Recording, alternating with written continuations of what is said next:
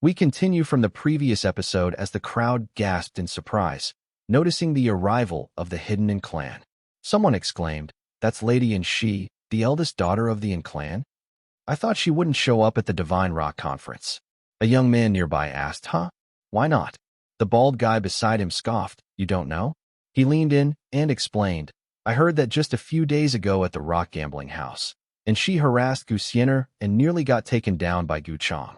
An old man in the back, stroking his beard, interrupted, "Hey, were you even there? Stop spreading baseless rumors." But the bald guy retorted, "You don't have to be there. Everyone's saying the same thing." Another voice exclaimed, "And on her right, that's the little war immortal? He's here too? Don't tell me he's already recovered from his injuries." Someone speculated, "Looks like there's no serious issue. We should ask him about the successor of demonic arts while we have the chance." Another person pointed, "Isn't that young man behind Lady and she the mysterious divine source master from a few days ago? Is he here to assist her?" Gu Changge spotted the little war immortal and froze in shock, cursing in her mind, "Damn it." The blue soul within her warned, "Quick, hide." The little war immortal clapped his hands and greeted, "Greetings, fellow brothers." They responded warmly, "Young war immortal, how are your injuries?" He replied calmly, "It's fine now. Thank you for your concern." Then, shaking his head slightly, he looked toward Gu Changge. Gu Changge glanced at Gu Changge and thought to himself, "Seems Changge's methods are still immature." The little war immortal then turned back and said respectfully, "Greetings, Gu." His pupils contracted, and his whole body trembled the moment he saw Gu Changge standing beside Gu Changge. Successor of demonic arts? Why is she with Gu Changge? The crowd was stunned by his sudden reaction. The Phoenix lady narrowed her eyes and thought, What's going on? Why use the pupil technique right now?" Gu Changge raised a brow and asked casually, "Why are you staring at me?" He then sneered, "Do you want to avenge your war immortal manner's previous war immortal?" Clapping his hands lightly, the little war immortal responded, "Young Master Chong, you've misunderstood. I was merely lost in thought for a moment, recalling something." He bowed slightly. "If I caused any offense, I hope you won't take it to heart. The connection between this woman and Gu Changge is still uncertain. We must not alert the enemy," he thought cautiously. Gu Changge then stretched out his hand and mocked, "Oh, you were lost in thought.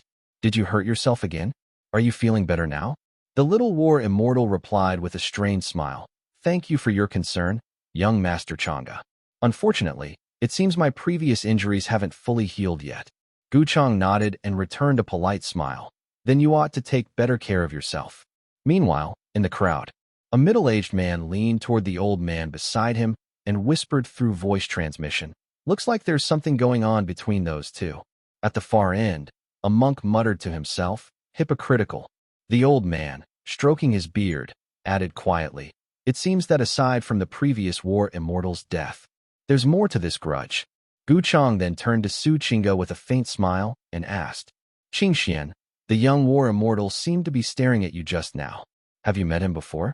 She shook her head and replied, "Qingxian has never met the young war immortal before, young Master Gu. I have no idea why he was staring at me. Maybe he mistook me for someone else."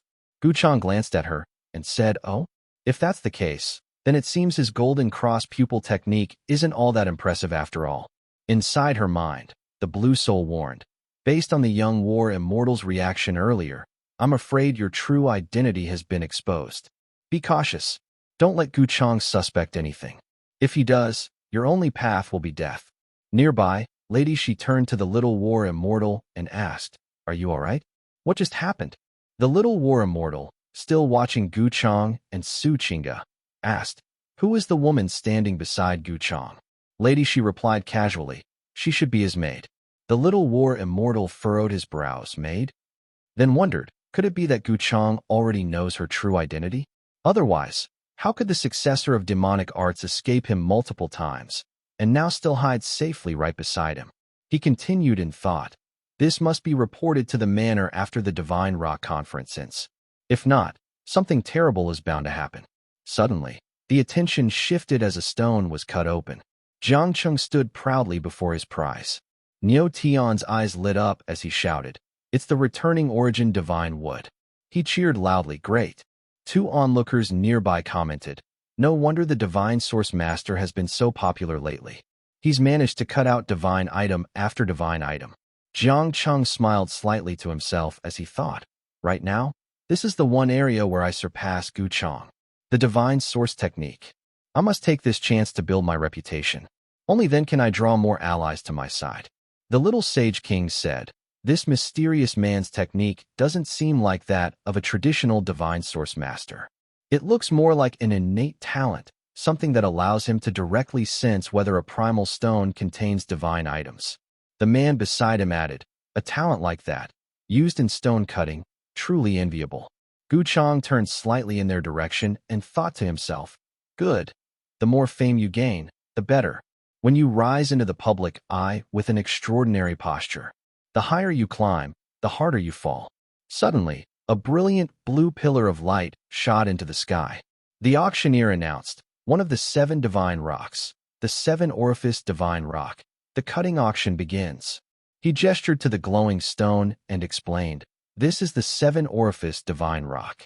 Legend says that this rock can give birth to an extraordinarily powerful living being. It has been sealed within a Tao artifact in Dark Kuan City, constantly absorbing nirvana energy, and now contains traces of nirvana itself. He added, should a creature emerge from it, its potential would be beyond imagination. The auctioneer then said confidently, I believe everyone already understands the significance of the 7 orifice divine rock. He paused dramatically before continuing, to cut open this immortal fetus. The price is 100 immortal crystals. The crowd collectively gasped. 100 immortal crystals. Someone cried out, that's enough for a great immortal sect to raise several Tao attainers. Another explained, an immortal crystal is a spirit crystal infused with true immortal energy. Its value is immeasurable. Even true Taoists would fight to possess it. Then, from the crowd, the heavenly demon monarch asked coldly, who would actually spend such a fortune just to gamble? On a so-called legendary immortal fetus? Lady Shi, standing at the side, turned to Jang Chong and asked, can you tell what's inside this immortal fetus? Around them, the murmurs continued. Exactly. Someone muttered, even a single immortal crystal is incredibly precious. 100? That's just insane. An old man nearby grumbled. Yeah, isn't this just blatant robbery? Jiang Cheng calmly replied to Lady Shi's question, without a doubt. This rock contains something of immeasurable value. He added firmly, no matter the cost, opening it would be a worthwhile investment. Gazing at the divine stone, he continued, it's even possible that something related to the immortal Tao might be inside. The little war immortal sighed, such a shame. Cutting this immortal fetus open requires so many immortal crystals. Another person chimed in, even if we're sure there's something valuable in there, we still can't open it.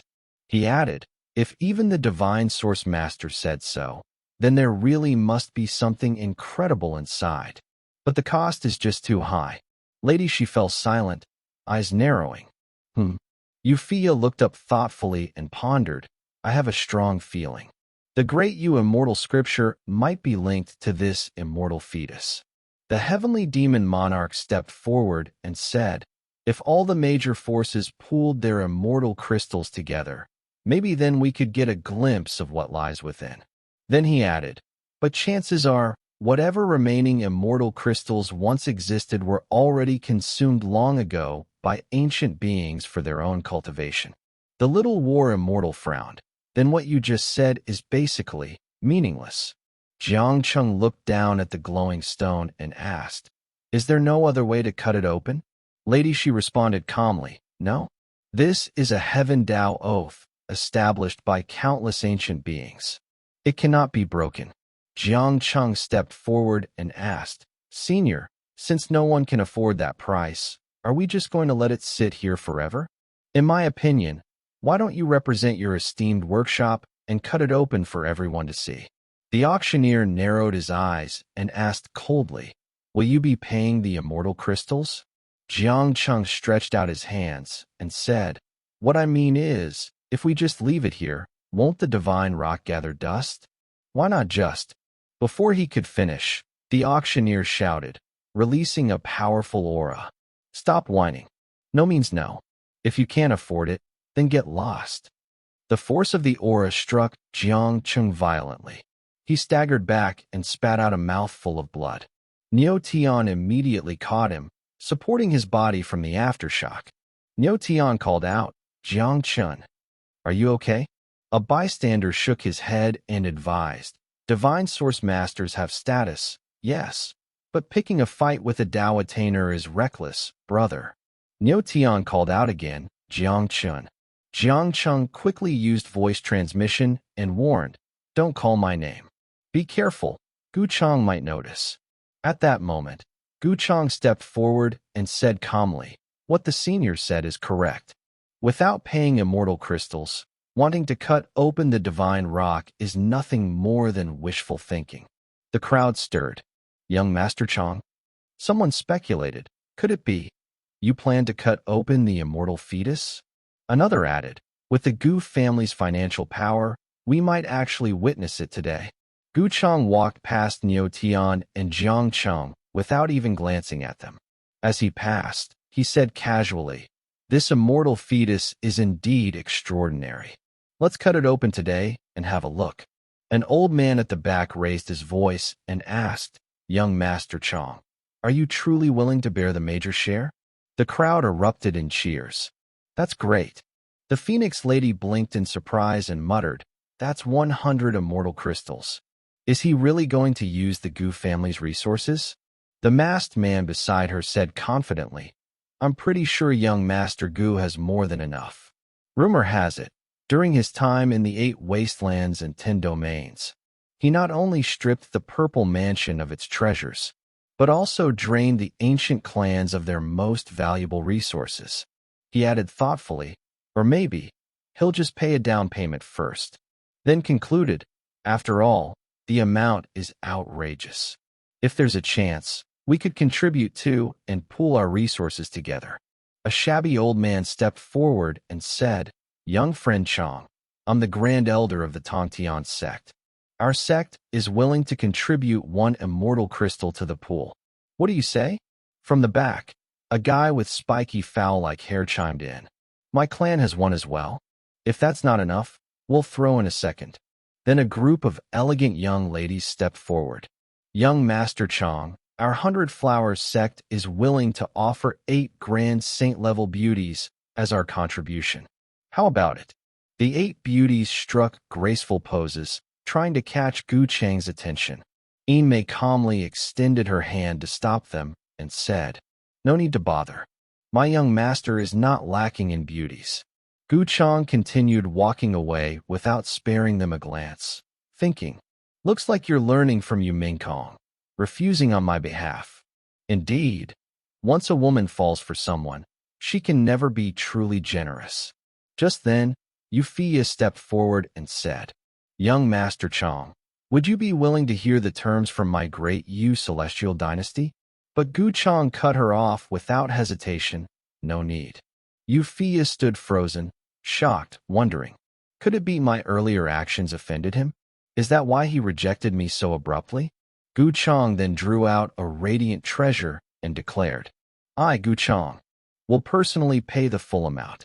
If you enjoyed this episode, don't forget to like, subscribe, and hit the bell icon so you won't miss what's coming next. See you next time.